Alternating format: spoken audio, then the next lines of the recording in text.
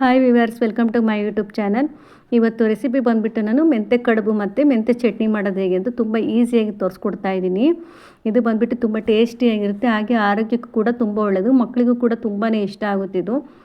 ನಾನು ಒಂದ್ಸರಿ ಲೆಂತ್ ವಿಡಿಯೋದಲ್ಲಿ ಹಾಕಿದ್ದೀನಿ, ಅಪ್ಲೋಡ್ ಮಾಡಿದ್ದೀನಿ. ನನ್ನ ಫ್ರೆಂಡೆಲ್ಲ ಮತ್ತೆ ಕೇಳ್ತಾಯಿದ್ರು ಕಡುಬು ಅಂದರೆ ಯಾವ ಥರ ಮಾಡ್ತೀಯ ಅಂತಂದು ಹೇಳ್ಬಿಟ್ಟು.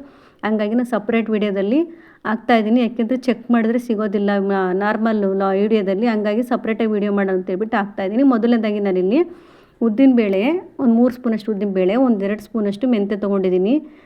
ಇದಿಷ್ಟನ್ನು ನೈಟಲ್ಲೇ ನೆನೆಸಿಡ್ಬೋದು. ನಿಮ್ಮ ನೈಟಲ್ಲಿ ನೆನೆಸೋಕ್ಕಾಗಿಲ್ಲ ಅಂದರೆ ಏನು ಮಾಡೋದು, ಬೆಳಗ್ಗೆನೇ ಒಂದು ಜಾರ್ ತೊಗೊಂಡ್ಬಿಟ್ಟು ಇದಕ್ಕೆ ಒಂದು 3 ಸ್ಪೂನ್ ಉದ್ದಿನಬೇಳೆ, 1-2 ಸ್ಪೂನಷ್ಟು ಮೆಂತ್ಯ, ಅದ್ರ ಜೊತೆಗೆ ಒಂದು 2-3 ಸ್ಪೂನಷ್ಟು ಅಕ್ಕಿ ಹಿಟ್ಟು ಹಾಕ್ಕೊಂಡು ಗ್ರೈಂಡ್ ಮಾಡ್ಕೊಬೇಕಾಗುತ್ತೆ. ಅದು ನೈಸಾಗಿ ಗ್ರೈಂಡ್ ಆಗುತ್ತೆ ಅಕ್ಕಿ ಹಿಟ್ಟು ಹಾಕ್ಕೊಂಡ್ರೆ, ಇಲ್ಲಾಂದ್ರೆ ಆಗೋದಿಲ್ಲ. ಹಂಗಾಗಿ ಹಾಕ್ಕೊಂಡಿದ್ದೀನಿ. ನೈಸಾಗಿ ರುಬ್ಕೊಬೇಕಾಗುತ್ತೆ. ಇವಾಗ ನಾನು ಸ್ವಲ್ಪ ಅನ್ನ ಸೇರಿಸ್ಕೊಂಡಿದ್ದೀನಿ. ಅನ್ನ ಸೇರಿಸ್ಕೊಳ್ಳೋದ್ರಿಂದ ಮೆದುವಾಗುತ್ತೆ, ಹಾಗಾಗಿ ಅನ್ನ ಹಾಕ್ಕೊಂಡಿದ್ದೀನಿ. ಅನ್ನ ಇಲ್ಲಾಂದರೆ ಗೋಧಿ ಹಿಟ್ಟಲ್ಲೂ ಮಾಡ್ಬೋದು. ನಾನಿಲ್ಲಿ ಅನ್ನ ಜೊತೆಗೆ ನಮಗೆ ಎಷ್ಟು ಬೇಕೋ ಅಷ್ಟು ಗೋಧಿ ಹಿಟ್ಟನ್ನು ಹಾಕ್ಕೊಂಡು ಜೊತೆಗೆ ಸ್ವಲ್ಪ ಉಪ್ಪನ್ನು ಸೇರಿಸ್ಕೊಂಡಿದ್ದೀನಿ. ಉಪ್ಪು ಹಾಕ್ಕೊಂಡು ನಾನೇನು ಮಿಕ್ಸಿ ಹಾಕ್ಕೊಂಡಿದ್ದಲ್ಲ ಉದ್ದಿನಬೇಳೆ ಮೆಂತ್ಯದೆಲ್ಲ, ಅದನ್ನು ಹಾಕ್ಕೊಂಡ್ಬಿಟ್ಟು ಚೆನ್ನಾಗಿ ಚಪಾತಿ ಹಿಟ್ಟನ್ನ ಅದು ಕಲಿಸ್ಬೇಕು. ತುಂಬ ಗಟ್ಟಿಗೂ ಕಲಿಸ್ಬಾರ್ದು, ತುಂಬ ತೆಳುಗೂ ಕಲಿಸ್ಬಾರ್ದು, ಮೀಡಿಯಮ್ಮಾಗಿ ಕಲಸಿ ಒಂದು ಅರ್ಧ ಗಂಟೆಯಿಂದ 1-3/4 ಗಂಟೆ ನೆನೆಯಿಡಬೇಕಾಗುತ್ತೆ. ಅಷ್ಟರಲ್ಲಿ ನಾನು ಚಟ್ನಿ ಮಾಡೋದು ತೋರಿಸ್ಕೊಡ್ತಾ ಇದ್ದೀನಿ. ನಾನಿಲ್ಲಿ ಬ್ಯಾಡಗಿ ಮೆಣ್ಸಿನ್ಕಾಯಿನ ಒಂದು 12-13 ಮೆಣ್ಸಿನ್ಕಾಯಿ ತೊಗೊಂಡಿದ್ದೀನಿ. ಅದನ್ನು ಬಿಸಿನೀರಲ್ಲಿ ಹಾಕಿ ಕುದಿಸ್ಕೊತಾ ಇದ್ದೀನಿ. ಹಾಗೆ ಒಂದು ನಿಂಬೆಹಣ್ಣು, ದೊಡ್ಡ ನಿಂಬೆಹಣ್ಣು ಗಾತ್ರದಷ್ಟು ಹುಣಸೆಹಣ್ಣು ಸಹ ತೊಗೊಂಡು ಅದನ್ನು ಬಿಸಿನೀರಲ್ಲಿ ನೆನೆ ಇಡ್ತಾ ಇದ್ದೀನಿ. ಅದು ಬಿಸಿನೀರಲ್ಲಿ ಕುದೀಲಿ. ಅಷ್ಟರಲ್ಲಿ ನಾನಿಲ್ಲಿ 1-2 ಸ್ಪೂನಷ್ಟು ಮೆಂತ್ಯ ತೊಗೊಂಡಿದ್ದೀನಿ. ಮೆಂತ್ಯ ಹಾಕೋದ್ರಿಂದ ಚಟ್ನಿ ಮಾತ್ರ ಸೂಪರಾಗಿ ಟೇಸ್ಟ್ ಬರುತ್ತೆ. ಇದನ್ನು ಸ್ವಲ್ಪ ಚಟಪಟ ಅಂತ ಹುರ್ಕೊಂಬಿಡೋಣ ಮೆಂತ್ಯನ. ಇವಾಗ ನೋಡಿ ಇದು ಹುರ್ಕೊಂಡಿದ್ದಾಗಿದೆ. ನಾನಿಲ್ಲಿ ನೋಡಿ ಇವಾಗ ಮೆಣಸಿನ್ಕಾಯಿ ಚೆನ್ನಾಗಿ ಬೆಂದಿದೆ ಬಿಸಿನೀರಲ್ಲಿ. ನಂತರ ನಾನಿಲ್ಲಿ ಒಂದು 3 ದೊಡ್ಡ ಗಾತ್ರದ 3 ಈರುಳ್ಳಿ ತೊಗೊಂಡು ಸ್ವಲ್ಪ ಎಣ್ಣೆ ಹಾಕ್ಕೊಂಡು ಒಂದು ಅರ್ಧ ಹಿಡಿಯುವಷ್ಟು ಬೆಳ್ಳುಳ್ಳಿ ತೊಗೊಂಡಿದ್ದೀನಿ, ಸಣ್ಣ ಬೆಳ್ಳುಳ್ಳಿ. ಎಣ್ಣೆಯಲ್ಲಿ ಈರುಳ್ಳಿ ಮತ್ತು ಬೆಳ್ಳುಳ್ಳಿನ ಚೆನ್ನಾಗಿ ಫ್ರೈ ಮಾಡ್ಕೊಳ್ಳೋಣ. ಚೆನ್ನಾಗಿ ಫ್ರೈ ಆದರೆ ಚೆನ್ನಾಗಿರುತ್ತೆ ಚಟ್ನಿ, ಹಸಿ ಹಸಿ ವಾಸನೆ ಎಲ್ಲ ಹೋಗಬೇಕು. ನೋಡಿ ಇವಾಗ ನಾನು ನೀರಿಂದ ಹೊರ ತೆಗೆದೀನಿ. ಎಷ್ಟು ಮೆತ್ತಗಾಗಿದೆ ನೋಡಿ, ಸ್ಮೂತಾಗಿದೆ. ಈ ಬಿಸಿನೀರಲ್ಲಿ ಹಾಕೋದ್ರಿಂದ ಚಟ್ನಿ ಬೇಗ ನೈಸ್ ಆಗುತ್ತೆ. ಬೀಜ ಎಲ್ಲ ಸಿಗುತ್ತಲ್ಲ, ಆ ಥರ ಬೀಜ ಎಲ್ಲ ಸಿಗೋಲ್ಲ. ಹಂಗಾಗಿ ನೀರಲ್ಲಿ ನೆನೆಸ್ಕೊಬೇಕಾಗುತ್ತೆ. ಜೊತೆಲೆ ನಾನು ನೆನೆಸಿಟ್ಕೊಂಡಿದ್ದೆಲ್ಲ ಹುಣಸೆಹಣ್ಣು, ಅದನ್ನು ಸಹ ಹಾಕ್ಕೊಂಡು ಮತ್ತು ಸ್ವಲ್ಪ ಕೊತ್ತಂಬರಿ ಸೊಪ್ಪನ್ನು ತೊಳೆದು ಹಾಕ್ಕೊಂಡಿದ್ದೀನಿ. ಇವಾಗ ನಾನು ಏನು ಮೆಂತ್ಯ ಹುರಿದಿಟ್ಕೊಂಡಿದ್ನಲ್ಲ ಅದನ್ನು ಹಾಕ್ಕೊಂಡು ಜೊತೆಗೆ ರುಚಿಗೆ ಎಷ್ಟು ಬೇಕು ಅಷ್ಟು ಉಪ್ಪು ಹಾಕ್ಕೊಂಡು ಸ್ವಲ್ಪ ಬೆಲ್ಲ ಹಾಕ್ಕೊಂಡಿದ್ದೀನಿ ನಾನು. ನೀವು ಬೆಲ್ಲ ಸೇರಿಸ್ಕೊಬೇಕು. ಬೆಲ್ಲ ಬೇಡ ಅನ್ನೋರು ಸ್ಕಿಪ್ ಮಾಡ್ಕೊಬೋದು. ಖಾರ ಇಷ್ಟ ಆಗುತ್ತೆ ನಮಗೆ ಅನ್ನೋರು ನಾವೆಲ್ಲ ಸ್ವಲ್ಪ ಬೆಲ್ಲ ಸೇರಿಸ್ಕೊಂಡಿನಿ. ಟೇಸ್ಟ್ ಚೆನ್ನಾಗಿ ಬರುತ್ತೆ ಬೆಲ್ಲ ಹಾಕೋದ್ರಿಂದ.